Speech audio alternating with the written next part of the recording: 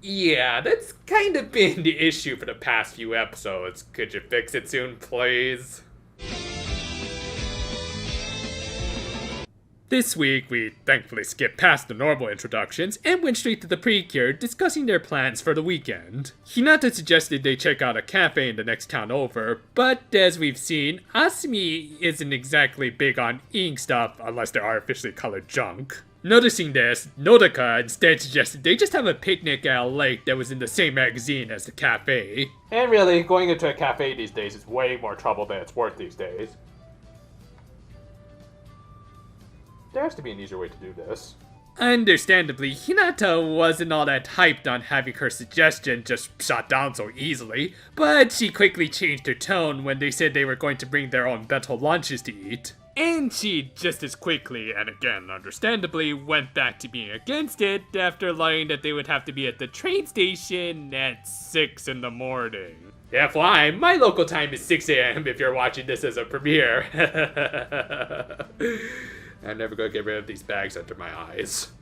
Regardless, they managed to get together the following Sunday. They of course partook in the standard fare at such a location. They took in the scenery, swam a little, and had a race that further proved that Shiyu might in fact be superhuman if she could keep pace with the physical goddess. And of course, they enjoyed their bento lunches, complete with some juice from Hinata's sister.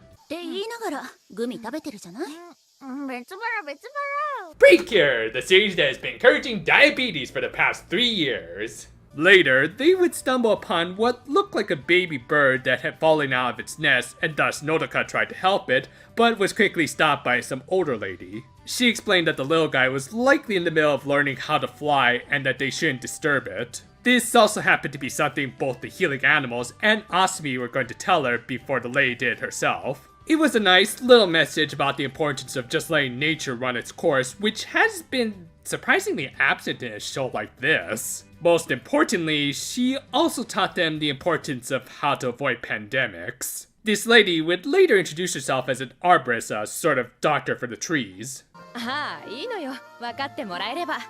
Went to pin Anastasia as a tree hugger. Actually, her name was Sakia Itsuki, and she was there to check on the conditions of the trees in the area and fix any sort of damages that might have been caused by some hooligans and... wait. LK? Leo Kuroki? Oh, please, don't tell me my boy has gone bad again. Well, we'll just worry about that later, as we got a nice little moment with this one-off side character, as she told her backstory of why she wanted to speak for the trees. She even managed to impress a certain spirit of the earth as a result, so yeah, nice stuff. They hung out with her for the rest of the day until dawn when the cicadas started to cry. Shh! Nodoka, I need to catch some of these guys in time for October. Meanwhile, in the Byogen Kingdom, having seen the capabilities and limitations of using mega parts on just Mega Byogen, Daruizen decided to expand their operations with a little experiment. Thus, he went to the lake and stumbled upon the same baby bird from earlier and... and now some old traumas resurfaced in me. Yes, he had essentially made another Bachitomota type monster, and since it didn't technically count as a Mega Byogen and hadn't directly connected with an elemental, he managed to cultivate it under the Precure's noses. It wasn't until it started leaking the Byogen infection that Latte was able to pick up on it, and by that time it had already infected most of the lake. As a result, Sakio went off to try and stop it.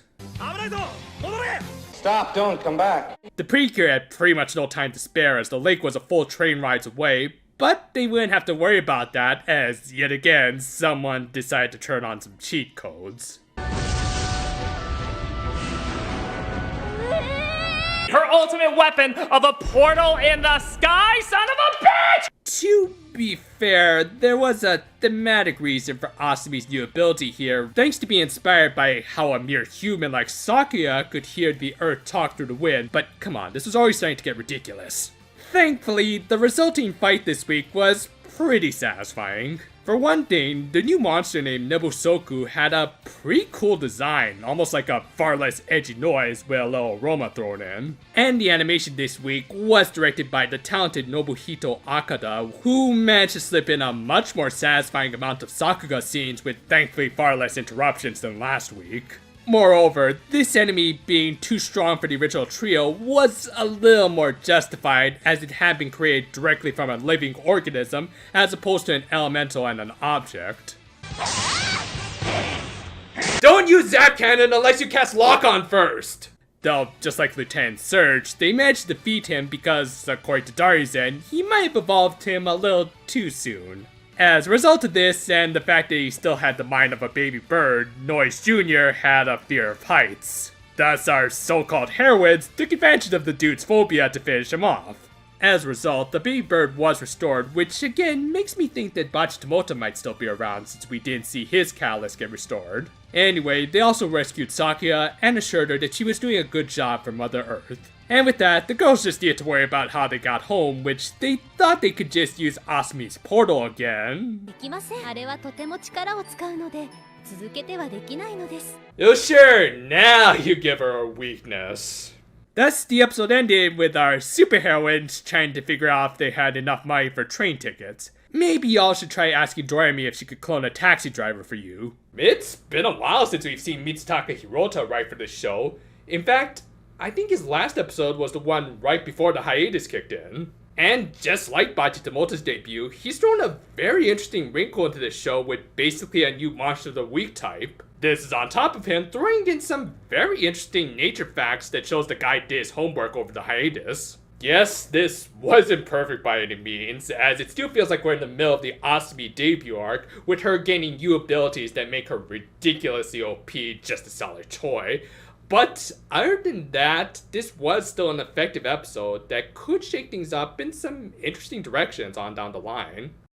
Out of all the villains, Daruizen has easily gotten the most development as a result of Bachitomoto's defeat. Because of it, he has been able to show how he pretty much embodies the brilliant but lazy trope. His latest creation of a new monster type that doesn't even require an elemental is a great way of changing things up, as it removes the need to save the little guys, which was getting repetitive, and gives yet another reason for the original trio to get stronger and hopefully catch up with the still very overpowered 6th. Again, I don't necessarily dislike Asumi as a character, but I also really don't want to have to see these three being reduced to mostly being her support. Hopefully that last line about her portals draining her powers wasn't just a throwaway line. As for the rest of the episode though, it was good and genuinely informative stuff. I certainly hadn't even heard of the word arborist until I watched this, and thanks to the very amiable Sakuya, I now have a total appreciation for them, so thanks. I also do hope what she said about letting nature play out will come into play later, perhaps through some sort of event that is completely out of the Precure's control, and they have to face the difficult task of just standing back and watching. While his first outing for this show wasn't great, Hirota does seem like he's getting used to writing for this show, as so far he's done the most world building for it, both on the smaller and grander scale. Hopefully with this shakeup, as well as a little nerfing of a certain character, the show can change things up for the better. If you haven't seen it yet, I actually managed to stick to a schedule and released my review of the final chapter of the Mahotsukai Precure's manga run on time. Gotta say, I'm pretty satisfied with how it turned out, and do hope you guys enjoyed this little bit of insanity, compliments of a couple of the most enjoyable and yet most dangerous Precure fangirls out there. Thank you as always, Kamikita Futago. Next up though is Halloween, and as I said, I've been collecting a few cicadas. Yeah, look forward to that. And until then though, farewell for now my friends, and I'm gonna have a few sleepless nights because of these guys, aren't I?